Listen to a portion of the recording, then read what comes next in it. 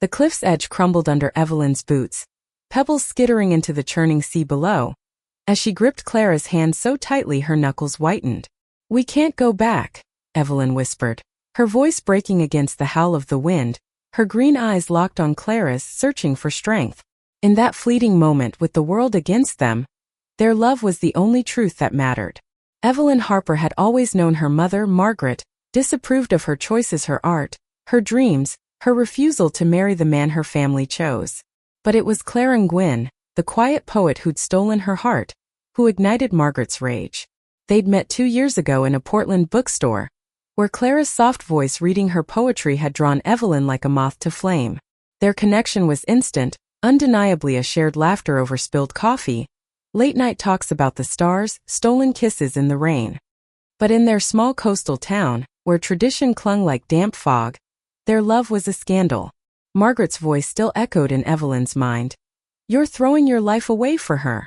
The ultimatum had come last night: end it with Clara, or lose everything.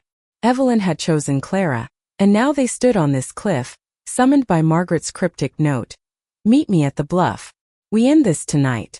The air was thick with salt and dread as Evelyn glanced at Clara, whose dark hair whipped across her face. "Whatever happens," Clara said, her voice steady despite the tremble in her lips, "we face it together."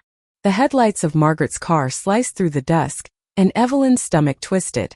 Margaret emerged, her face a mask of fury and grief, her gray hair pulled tight in a bun. "You've shamed this family," she spat, her voice cutting like the wind. "Both of you." She stepped closer, her eyes wild with something Evelyn couldn't name: desperation, perhaps, or madness. "If you won't leave her, Evelyn, then I'll make sure you're both gone." Before they could react, Margaret lunged, her hands shoving with a strength born of rage. Evelyn's scream mingled with Clara's as they stumbled backward, the cliff giving way beneath them. The world tilted and they fell, hands still clasped, into the icy embrace of the sea. The water swallowed them, cold and merciless, pulling them under as their lungs burned and their hearts pounded in unison. Darkness closed in, but Evelyn's last thought was of Clara's hand in hers, unyielding even in death. When Evelyn opened her eyes, she expected nothingness. Instead, she lay on a shore of shimmering black sand, the air warm and fragrant with unfamiliar flowers. Clara was beside her, coughing, her navy coat soaked but intact. They were alive, or were they? The sea stretched endlessly before them, but it glowed with an otherworldly light, bioluminescent waves lapping at the shore. Above, stars burned brighter than any Evelyn had ever seen, arranged in constellations that felt alive, watching. "Clara," Evelyn whispered, her voice hoarse, "where are we?" Clara's brown eyes were wide with wonder, her hand still gripping Evelyn's. "I don't know," she said, "but we're together." They stood, unsteady, and noticed a figure approaching, a woman draped in flowing silver, her face ageless and serene. "You've crossed into the Veil," she said, her voice like the tide. "A place between worlds where love stronger than death is given a chance to prove itself." Evelyn's heart raced. "Prove itself." The woman nodded. "The sea took you, but your bond called you back. To return to your world, you must face trials that test your love, courage, sacrifice, truth. Fail, and you remain here forever." Clara squeezed Evelyn's hand, her poet's heart already weaving hope into words. "We'll do it," she said. "We've already survived the worst." The first trial began at dawn, the strange sun casting golden light across a forest of crystal trees that hummed with energy. The woman, who called herself the Keeper, led them to a clearing where a mirror stood, its surface rippling like water. "Look within," she instructed, "and face the truths you've hidden from each other." Evelyn hesitated, fear clawing at her. She'd always prided herself on her openness with Clara, but the mirror's pull was unsettling, as if it could see the parts of her she'd buried deep. Clara stepped forward first, her reflection shimmering. The mirror showed her childhood, her parents' rejection when she came out, the loneliness that had carved itself into her soul. Evelyn watched, tears falling as Clara's vulnerabilities unfolded. Her fear that Evelyn might one day tire of her, that their love couldn't withstand the world's cruelty. "I never told you," Clara whispered, "because I didn't want you to see me as weak." Evelyn pulled her close, kissing her forehead. "You're the strongest person I know."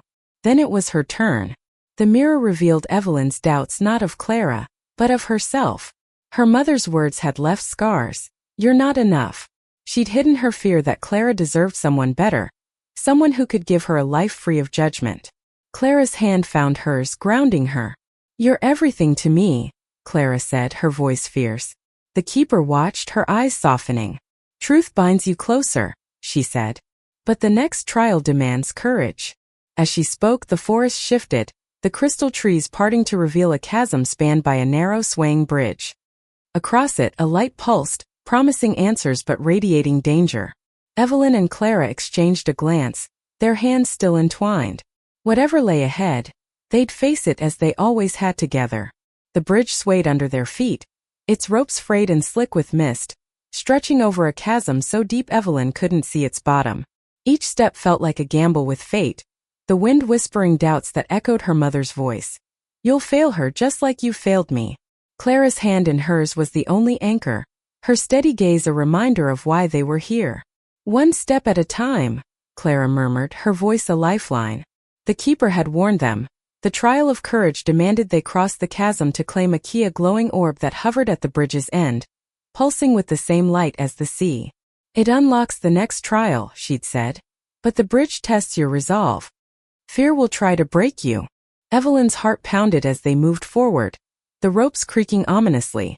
Halfway across, the bridge lurched and Clara stumbled, her foot slipping off the edge.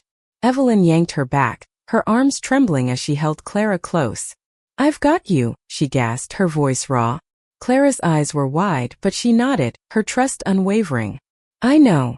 They pressed on, the orb growing brighter, its warmth calling to them. But as they neared, shadows rose from the chasm, formless, writhing figures that whispered their deepest fears. You're not enough, they hissed at Evelyn. She'll leave you, they taunted Clara. The voices clawed at their minds, but Evelyn focused on Clara's hand, her warmth, her reality. They're not real, she said, more to herself than Clara. Together they reached the orb, its light enveloping them as the shadows dissolved. The keeper appeared, her silver robes glinting. Courage is not the absence of fear, she said, but the choice to move forward despite it. She handed them the orb, its surface warm and smooth. The next trial awaits sacrifice. The word sent a chill through Evelyn. She glanced at Clara, whose poet's heart burned in her eyes, and knew they'd face whatever came next. But sacrifice? The thought gnawed at her. They followed the keeper through a meadow where flowers glowed like stars, their petals singing softly in the breeze. The air felt heavier now, charged with something unspoken. The keeper led them to a stone altar, its surface etched with ancient symbols. To pass this trial, she said, one of you must give up something precious, something that defines you. Evelyn's throat tightened. Her art. Clara's poetry? Their love? The thought was unbearable. Clara spoke first, her voice steady but laced with pain. My words, she said. My poetry. It's how I've survived, how I've made sense of the world. But if it means we can go home, I'll give it up. Evelyn's heart broke at the thought. Clara's poems were her soul, her way of weaving beauty from pain. No, Evelyn said, stepping forward. I'll give up my art. It's all I've ever been good at, but you're my home, Clara. I'd rather lose that than you. The keeper's eyes flickered with something like sorrow. The sacrifice must be mutual, she said. Both must offer something and both must agree. Evelyn and Clara stared at each other, the weight of the choice pressing down. They sat by the altar talking through the night, their voices soft but fierce. Clara admitted her fear of losing herself without her words. Evelyn confessed her paintings were her shield against the world's judgment. Yet, as dawn broke, they made their choice. Clara would give up her ability to write poetry, and Evelyn her ability to paint. They'd keep their love, their core, but surrender the tools that had defined them. The keeper placed their hands on the altar, and a warmth spread through them, followed by an Ikea hollow space where their gifts had been. Tears fell as Clara whispered, "It's worth it for us." Evelyn nodded, though the loss stung like a fresh wound. The keeper handed them a second orb, its light dimmer but steady. "You've sacrificed much," she said. "One trial remains, return." The path to the final trial led through a labyrinth of mist, where memories of their old life flickered like ghosts. Evelyn saw her mother's face, twisted with anger, and felt a pang of guilt. Had she pushed Margaret too far? Clara saw her parents' disapproval, their silence louder than words.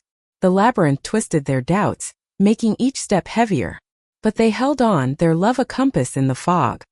At its center they found a portal, its edges shimmering with the sea's light. The keeper stood beside it.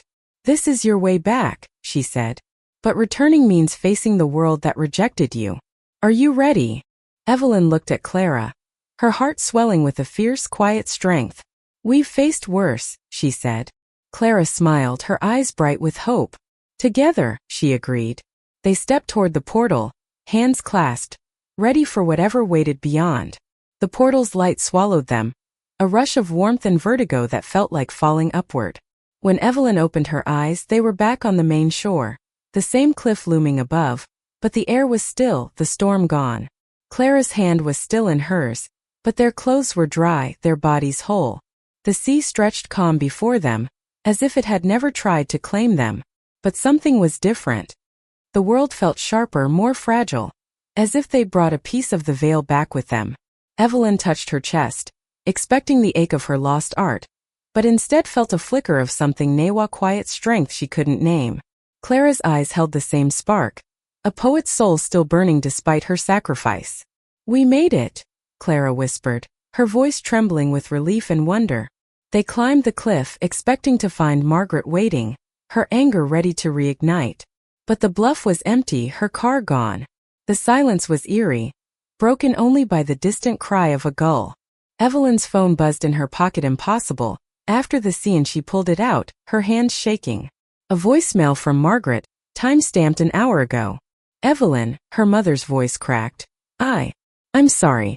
I didn't mean for this to happen. Come home." The words didn't erase the pain, but they stirred something in Evelyn, hope, or maybe forgiveness. She looked at Clara, who nodded, her expression a mix of caution and resolve. They drove to Margaret's house, the familiar coastal road now heavy with new meaning. The house loomed ahead, its white paint peeling, a relic of Evelyn's childhood. Margaret opened the door before they knocked, her face pale, eyes red from crying. "You're alive," she whispered, as if she'd seen a ghost. The story unraveled in fragments. Margaret had pushed them, yes, but grief and fear had driven her, fear of losing Evelyn, of the town's judgment, of a world she didn't understand. When they'd fallen, she'd collapsed, certain they were gone. But then she'd felt something, a pull, a whisper that they were still out there. "I don't expect you to forgive me," she said, her voice breaking. "But I need you to know I'm trying." Clara, ever the poet even without her words, spoke first. "We're here, Margaret." "That's a start." Evelyn wanted to scream, to unleash the anger of betrayal, but Clara's calm grounded her. They sat, the three of them, in the living room where Evelyn had once drawn her first sketches, now lost to her. The conversation was raw, halting, Margaret's apologies, Evelyn's pain, Clara's quiet strength weaving through it all. They didn't resolve everything, but they began. Days turned to weeks, and Evelyn and Clara rebuilt their life in Portland. The town still whispered, but their love was louder. Evelyn found work at a gallery, not as an artist but as a curator, her eye for beauty undimmed. Clara took up teaching, her words finding new life in her students' voices. They moved into a small apartment overlooking the sea, its waves a reminder of what they'd survived. At night they'd sit on their balcony, hands entwined, watching the stars fainter than the veils but theirs. Yet the veil lingered in their dreams. Evelyn saw the keeper's face, felt the weight of the orbs they'd earned. Clara woke with lines of unwritten poetry in her mind, her sacrifice a constant ache. One night, as they lay together, Clara whispered, "Do you think it was real?" Evelyn traced her fingers along Clara's cheek. "It was real because we're here. Because we chose each other." But the story wasn't over. A letter arrived, no return address, written in a flowing script that felt like the keeper's voice. "Your trials are not done. The veil watches." Enclosed was a tiny shell, glowing faintly, like the sea that had nearly claimed them. Evelyn's heart raced, fear, but also a strange excitement.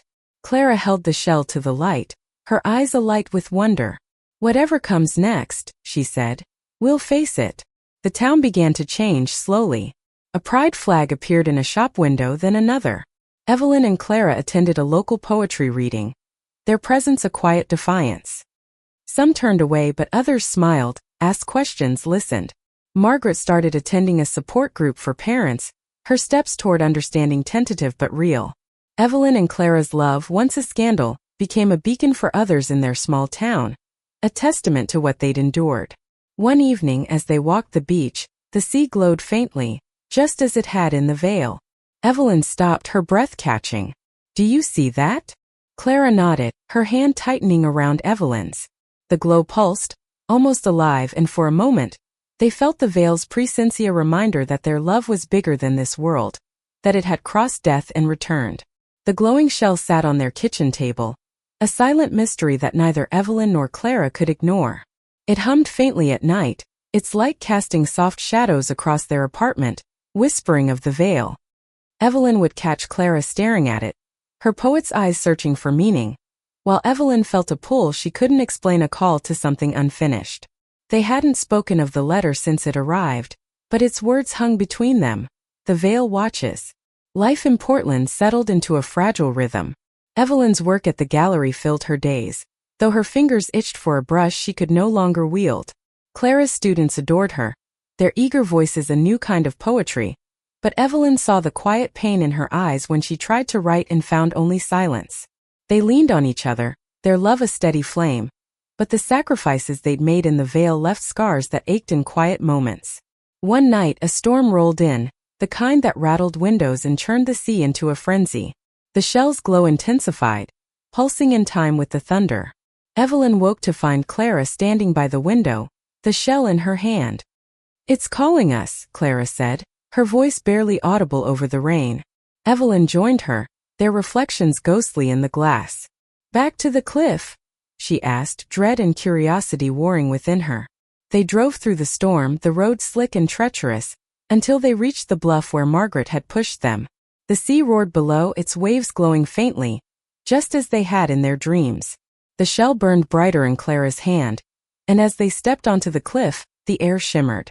The keeper appeared, her silver robes untouched by the rain. "You've returned," she said, her voice calm but heavy with purpose. "The Vale has one final test." Evelyn's heart sank. "We passed your trials. We're home." The keeper's eyes softened, but her words were firm. "The world you've returned to is not the one you left. Your love has changed it, but change demands balance. To keep what you've gained, you must face the sea again." Clara stepped forward, her jaw set. "What do we have to do?" The keeper pointed to the water, where a whirlpool swirled, its center glowing with the same light as the shell. "Dive into the heart of the sea," she said. "Bring back its truth, and the Vale will release you fully." Evelyn's mind flashed to their fall, the cold grip of the water, the terror of losing Clara. But Clara's hand found hers, steady as ever. "We've faced death before," she said. "We can do this." They stripped to their underclothes, the storm soaking their skin, and tied the shell to a cord around Clara's neck. Hand in hand they leapt, the sea swallowing them once more. The whirlpool pulled them deep, its current strong but strangely gentle, guiding them to a cavern lit by bioluminescent coral. At its center floated a sphere, larger than the orbs from the Vale, pulsing with a light that felt alive. As they reached for it, memories flooded them, not their own but the sea's. They saw Margaret's pain, her fear rooted in a childhood of rigid rules. They saw the town's whispers, born of ignorance but softening with time. They saw others like them, hiding their love, yearning for freedom. The sphere's truth was clear. Their survival had rippled outward, touching lives they'd never know. Their love was a spark, igniting change in a world that feared it. They surfaced, gasping, the sphere in their hands. The storm had calmed, the cliff bathed in moonlight. The keeper waited, her expression unreadable. "You've seen the truth," she said. "What will you do with it?" Evelyn and Clara exchanged a glance, the sphere's warmth steadying them. "We'll live it," Evelyn said. "We'll show the world what love can do." The keeper nodded and the shell dissolved into light, merging with the sphere. "The Vale releases you," she said, "but its mark remains. Your love is your strength, and your burden." She vanished, leaving them alone on the cliff, the sphere still glowing faintly. They drove home in silence, the weight of their journey settling into something new purpose. Back in their apartment, They placed the sphere on the table, its light a quiet reminder of their trials. Evelyn pulled Clara close, kissing her softly. "We're free," she whispered. Clara smiled, her eyes bright. "And we're just beginning." The world outside their window was still imperfect, still judging, but they'd faced the sea and returned. That was enough. Months passed and the sphere's light never faded, a quiet beacon in their apartment. Evelyn and Clara built a life that honored their trials, their love a defiance of the world's shadows. They started a community group for queer youth in Portland, a safe space where stories like theirs could be shared without fear.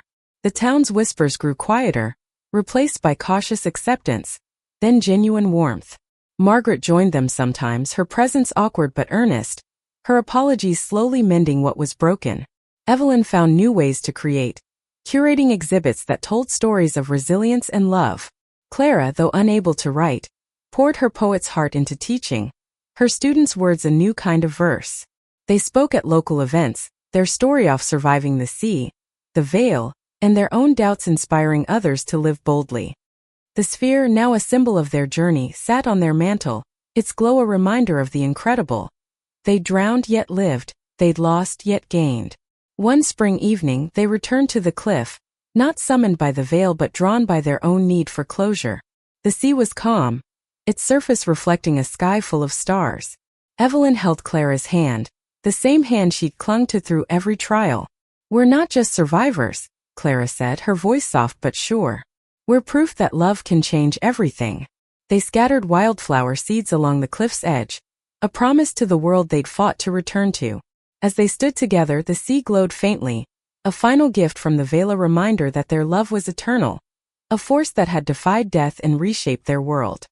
They walked home hand in hand, ready for whatever came next, knowing their love was stronger than any storm. The incredible had happened. Two daughters thrown into the sea had emerged not just alive but transformed. Their love had faced trials, crossed worlds, and sparked change in a town that once rejected them.